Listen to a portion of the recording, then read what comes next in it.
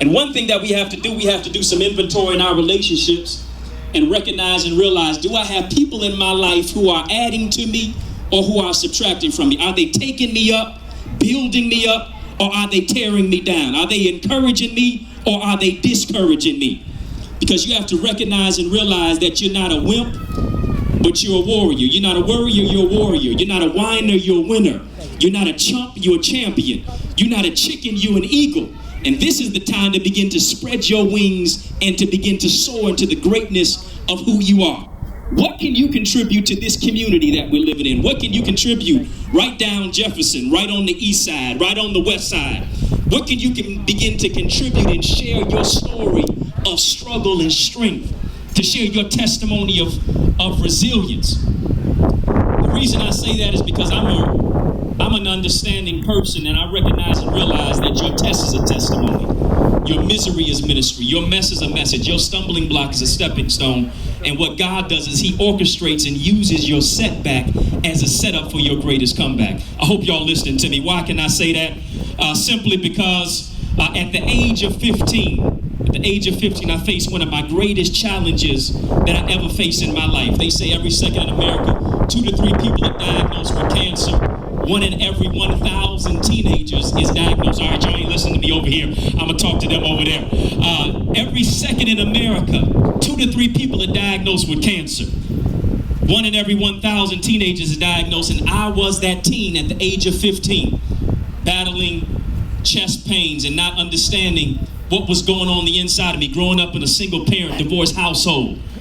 And it came to the realization that I was taken to the hospital after receiving a number of different palpitations in my heart and not being able to breathe. And the doctors does a CT scan of the chest, and they find out after doing that scan that my cells are growing so fast in my body. They cut me open, and they could see them growing with the naked eye around my heart, my trachea, my esophagus, my voice box, the place I'm speaking to you out of right now.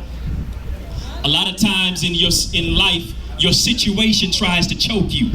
A lot of times in life, your situation tries to bring you down rather than build you up.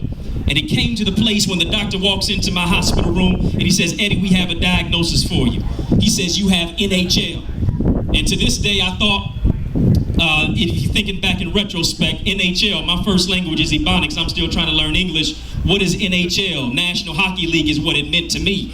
But the doctor says you have non-Hodgkin's lymphoma. I'm thinking, Doc, my first language is Ebonics. I'm still trying to learn English. What do you mean? He says you have not 1, not 2, not 3, but 4 stage 4 cancer. I said, how could I have stage 4 cancer? I'm young, I'm black, I'm male. Yeah, I may eat some Skittles, but I still balance it out with some strawberries. I still eat Butterfingers, but I still balance it out with blueberries. Why? What's going on with me? Why me? Why now? And for the next 18 months, close to 2 years, chemotherapy and radiation, lost all my hair. Y'all see these waves today. Lost not just my hair, but my self-confidence, my self-esteem, the idea of my reality. Was I going to live when it seemed as if everything was daunting and dark inside of my mind and my life? My own biological father never visited me one day in the hospital. And I'm a living witness. People will be with you on the mountaintop of success, but where are they in your valley of struggle? But at that place, you don't need worriers with you, you need warriors. And the greatest prayer warrior that I had was my mother, who encouraged me to say, you have to press to the next level. Everybody gets knocked down in life, but a knockdown is not a knockout unless you stay down. And when I began to change my perception and perspective to look at the first 3 letters in cancer is can. You can overcome, you can survive, you can think positive in the negative situation. We have to understand, yes, Black lives matter, but guess what? It doesn't matter unless our health matters to us too. 70% of the diseases that Black people die from are preventable. Our young people between the ages of 13 and 19, 2/3 of the youth population is facing obesity or being extremely overweight. We have to understand and take onus of the responsibility that we have with our health, with our wealth, with our prosperity, with us understanding, as scripture suggests, that, beloved, I wish above all things that you would prosper and be in good health, even as your soul prospers. It's not about you just having a six-pack. It ain't about you, young lady, having your hair whipped, dipped, fried, dyed, laid to the side, pulling up to a Benz, pulling up to the scene with your ceiling missing. All right, I just missed half of y'all because I was talking to those 30 and under. It's not just about you having things. It's about you understanding the value that you have on the inside of you. And it's not about what you have. It's about who you are. But you can never know who you are until you know whose you are. And we have to begin to understand that we are kings, that we are queens. There's a king inside of you, brother. There's a queen inside of you, sister. And in spite of the racial injustice that we face, in spite of the negativity that may be in the community, in spite of people who want to put you down, you have to continue to build yourself up and recognize that I'm healing myself from my past. I'm healing myself in my relationships, knowing my worth and my value to move to the next level. As I get ready to close, as I get ready to take my seat, as we are all out here today, and of course, let's just celebrate these organizations that have come out here today as well. Let's give it up for these organizations and all these people who have come out here today as well. One thing, especially as we move to another level in our relationships and our health, what we're putting inside of us will either take us to the next level or will stop us from getting there.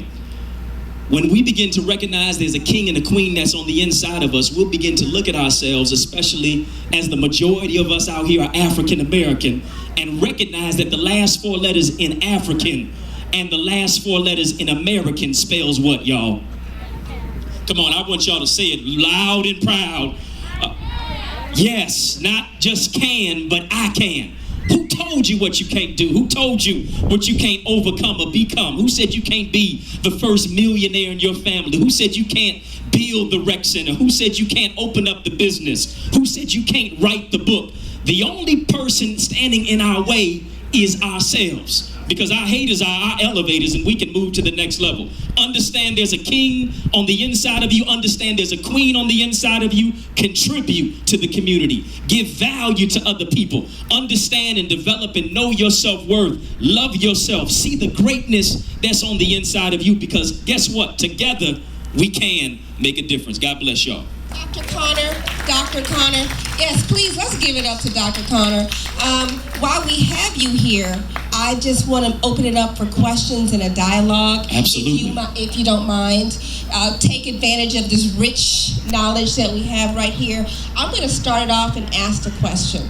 I want to know from your perspective, in terms of health, I mean, we know eating well, we know physical activity, but in terms of the affective domain, in terms of your emotion, in terms of your mental, how important is that in terms of your health? Well, I'm so glad that you mentioned that, because mental health is a serious dynamic that often goes untalked about, or unspoken rather, in the Black community, or just many of our communities in general. And so one thing, especially, I was looking at some research on hypertension, which is high blood pressure, which is so connected to psychological stress. And a lot of times, many of us, yes, are living in war zones, but we're also facing a war zone in our mind. You know, it's one thing to be physically incarcerated, but it's another thing to be psychologically incarcerated, living in a prison without bars. And so taking some time, whether it is to read, whether it is to meditate, whether it is to pray, whether it is to get around with people who are going to build you up, and developing those relationships to understand that my mentality and based on where I'm thinking is dependent upon where I'm going. And when I begin to transform and change my mind, that's when I can begin to change my world as well as my total well-being, mind, body, and spirit. Now, I have another question, because I'm going to allow some other folks to ask some things or just make a comment, you know, because this is a dialogue. I mean, what you're talking about is very important. So how is relationships, how big of a part of relationships to health? What's that connection, relationship and health? If you can expound upon that.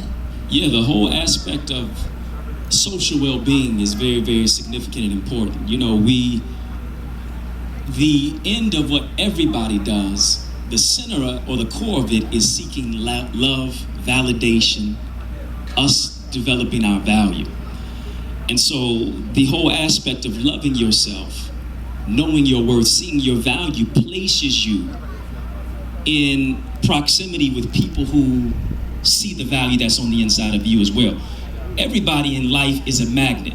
Either you're attracting the negative or repelling the positive, or it's vice versa. You're attracting the positive and repelling the negative based on the social interaction on the inside. And so intrapersonal relationship, really that is at the core and the center of all the other relationships and value. Got to place yourself and allow yourself to be around the right people to move to the right direction. Follow-up question to that is your newest book. Yes. On healing the heart.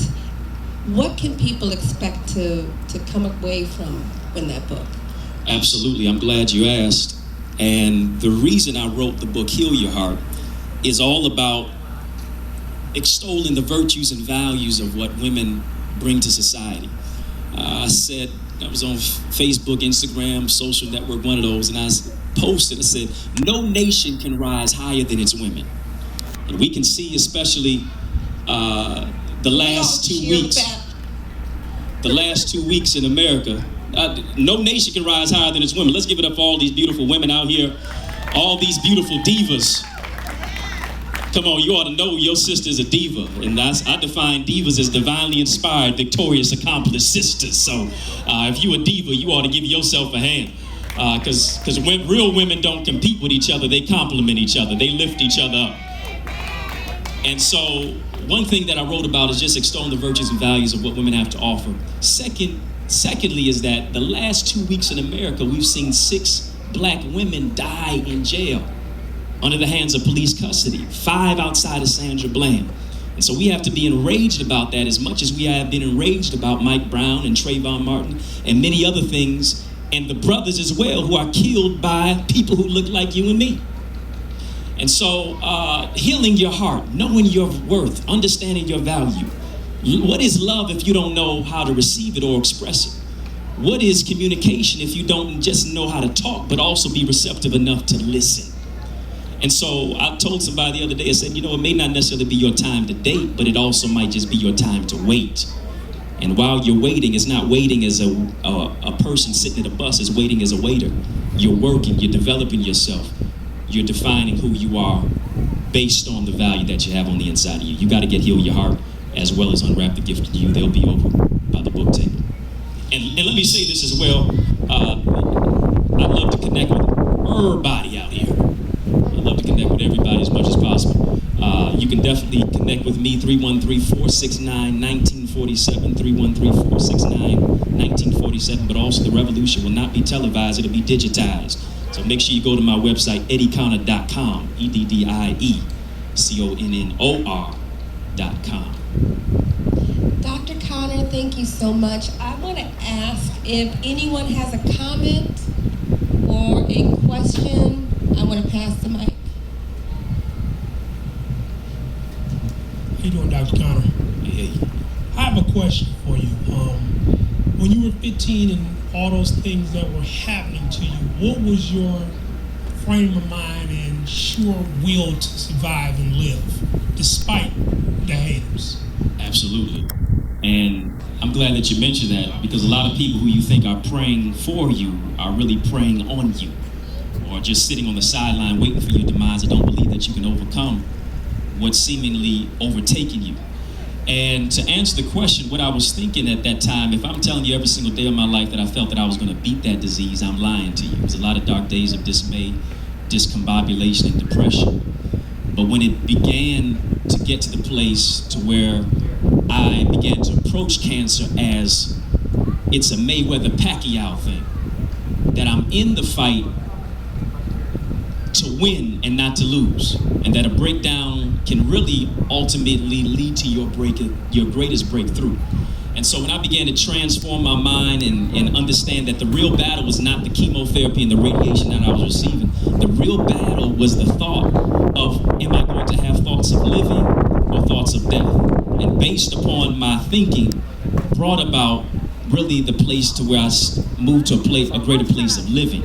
And so your confession and what you're saying automatically leads to your possession, death and life, and the power of the tongue. So you got to speak life over your life and encourage yourself. Dr. Connor, you've given us some very powerful words. You've given us some real contextual stories, and we really appreciate your time. Could you tell us how we could get your book and just again repeat your social media, your contact info? Absolutely. Let's just give one more hand to Dr. McKinney again. Come on. I just need 6 people just to celebrate 6 years. That's all I'm asking for. And so really appreciate you and the opportunity. Of course, you can definitely connect with me, my books. I've got 5 of them. And you know, I'm a person who people didn't think they were gonna make it. My own guidance counselor at the age of 17, she told me that I'd never go to college, much less go to community college. She told me to pick up a trade. And so I stand before you as not just a brother who's gone to college, but I stand before you as a brother who's now a professor at a college. And so God is definitely good, and because of that, I've developed a program, My Brother's conjunction with My Brother's Keeper. The program is Boys to Books, empowering young men through literacy, leadership, and life skills, which was the impetus for President Obama's My Brother's Keeper initiative. But you can connect with me, 313-469-1947. I'd love to come and speak at your school, your church, your community center, whatever the case may be, as well as online. The revolution won't be televised, it'll be digitized. So go to the website, eddieconnor.com, EDDIECONNOR.com. God bless y'all.